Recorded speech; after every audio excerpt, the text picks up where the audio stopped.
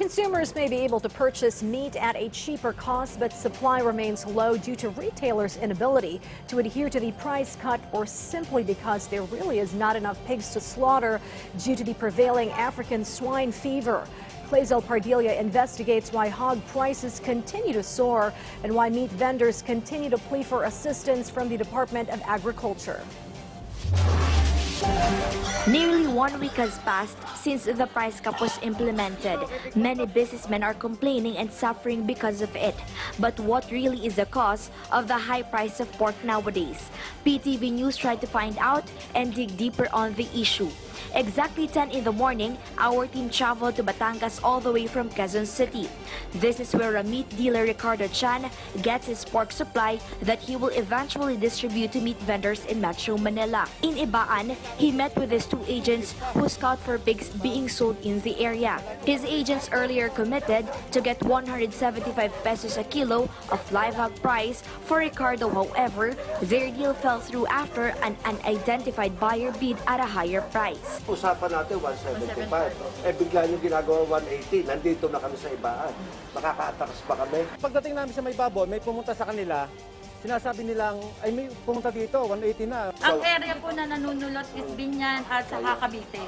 Dahil hindi po sila kasali sa parang NCR lang po eh. To get a cheaper price for live hogs, meat dealers have to go to remote areas where hog raisers sells their pigs at lower cost. Here in a muddy and dense mountain in CQP8 Barangay Calantas, live hog is sold at 175 pesos a kilo. This is far from the 200 pesos a kilo rate in nearby areas. Ireneo sold each pig at 13 to 17,500 pesos. He earned no less than 2,000 pesos for every hog he raised in the last 4 months. Hindi rin dito malaki aming cater. Ang puhunan sa bake inaabot ng 5,000 ang isa. Gagastusan pa ninyo ng pagkain. 4 na sako mahigit, meron nakakalima. Di 5,000, magiging 10,000 yon. Chan was able to haul 42 live pigs. He paid his agents 5 pesos for every kilo of live pig he bought. 50 pesos for each pig that was brought from remote area to the truck.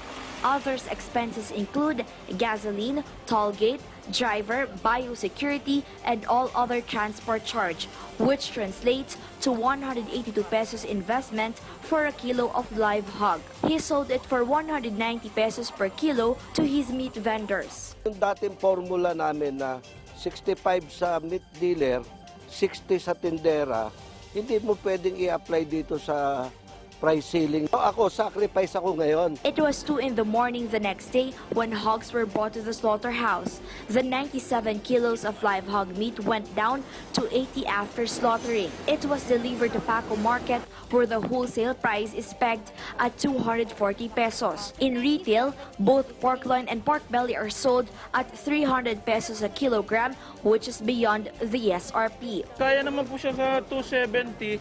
Kaya lang, para ano po, pang sarili lang po yun. Paano po yung pasahod po sa mga tao at yung mga expenses po.